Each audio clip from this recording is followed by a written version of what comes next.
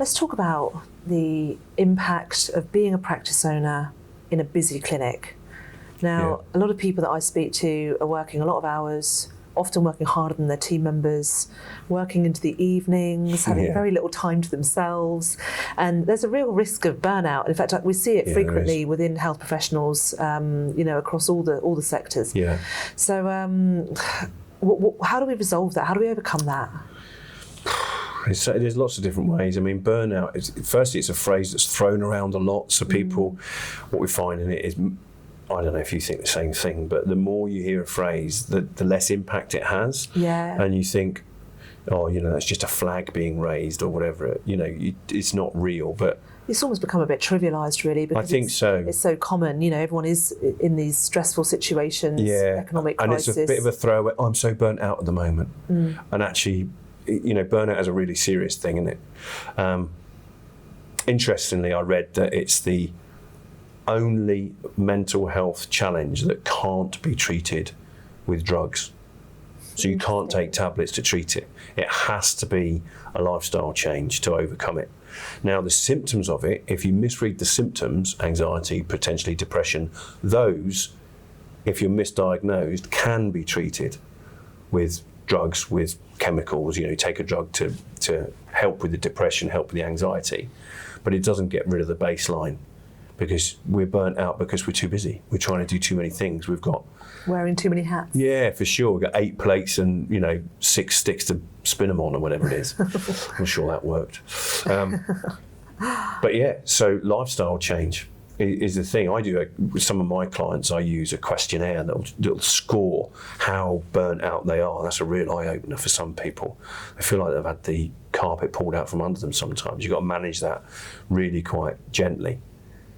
But as with all these things, you get the knowledge then, don't you? If you've got this sort of score, at least then you know, and you can do something about it. Yeah, I think it requires quite a lot of self-reflection, doesn't it? And really being honest with yourself about which areas of your life are causing you stress. Definitely. And self-awareness to identify you're in it anyway. Yeah. So I know that some of the symptoms are, and I've felt this at times as well, you've got a massive to-do list, and yet it's got to be done, but you're still procrastinating. Yeah. And then you get stressed about the fact that you're not doing your own to-do list. It's getting longer and longer, but you can't be bothered to get close with it and do it. That's a real sign of overwhelm leading to burnout. It's a real key indicator as well that you are approaching burnout. Yeah, and you mentioned anxiety. I mean, when you get up in the morning and you feel anxiety before you've stepped into work, the fear or the overwhelm of the day ahead becomes almost such a big thing. Yeah. And actually, it's the feeling that's the problem, because actually it's a normal day and maybe there's not a lot in it, but it's the overwhelm that you feel that overtakes. So what can we do about it? What are we going to do about it? What are we going to do about it? I think a big thing is delegate more effectively. We feel the pressure, don't we, as leaders, to take so much on our own shoulders. And sometimes, I don't know if you've ever thought this, you get the whole, it'd just be quicker if I do it myself. Yeah. And yet your to-do list is already so big.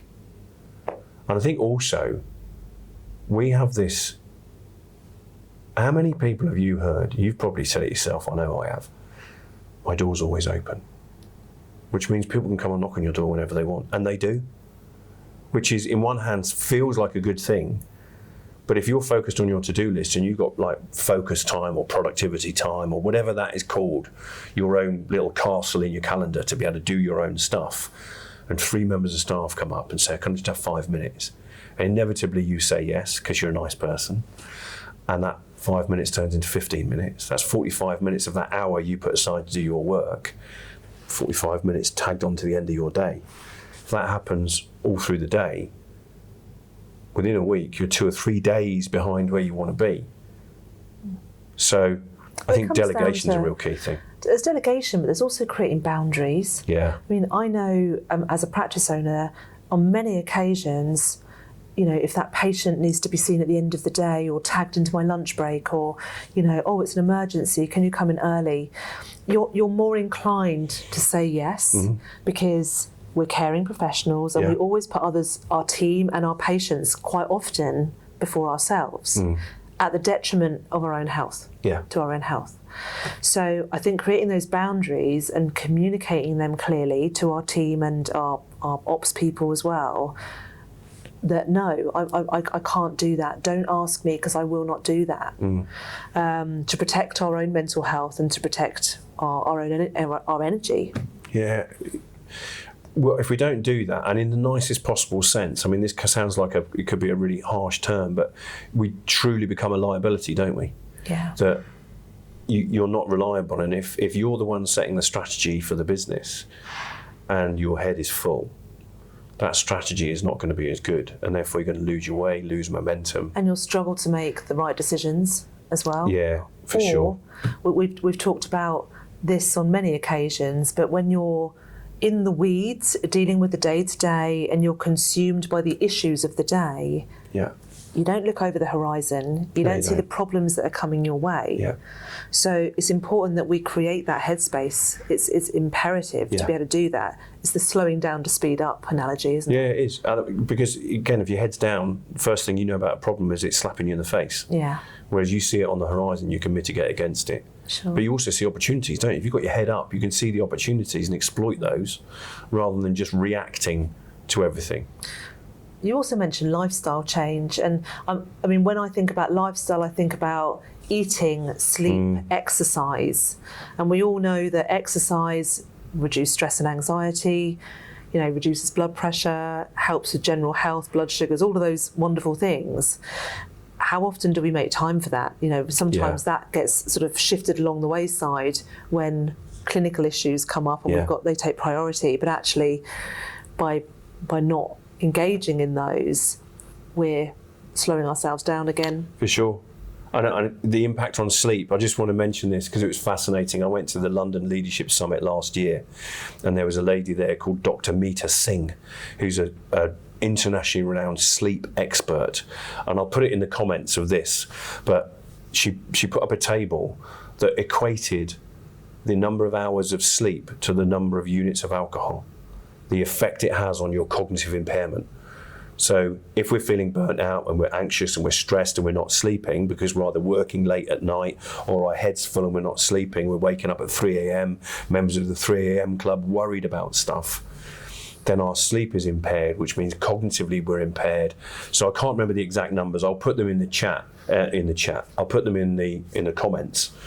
But it's something like, would you come into work having drunk 4 pints of beer, 4 units of alcohol, or 8 units of alcohol for breakfast?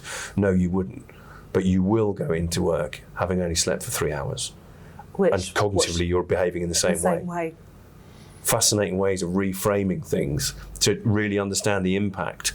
So, you become a liability if you're not prepared to just care for yourself. And self-care is not selfish. I know it's a bit of a cliche, but it's true, isn't it? We've got to look after ourselves, otherwise everything starts going down the pan. It's not a selfish thing. But it's a conscious decision, isn't it? It's a conscious decision to prioritise yourself, as you say, over everything else. Because actually, if you can't be at your best, then you're not at your best for your team, for your patients anyway. There's another thing as well. We talk about this loads, is intent-based leadership. If you can create an organic leadership capability where decisions are made, where the information is held and the knowledge is held, and they understand what the direction of travel is, understand what the vision is. So if you communicate that in a compelling enough way, people stop knocking on your door because they make decisions within their own boundaries that get you a step closer to that vision, that intent, that end state, whatever it is. And therefore you get your time back. And it's the most effective way of delegating. It is. Giving people that autonomy. It absolutely is. Well, you don't end up delegating, do you? Because they just make the decision themselves, which is a really powerful organisation that grows, flourishes, and just they're on a glide path to success.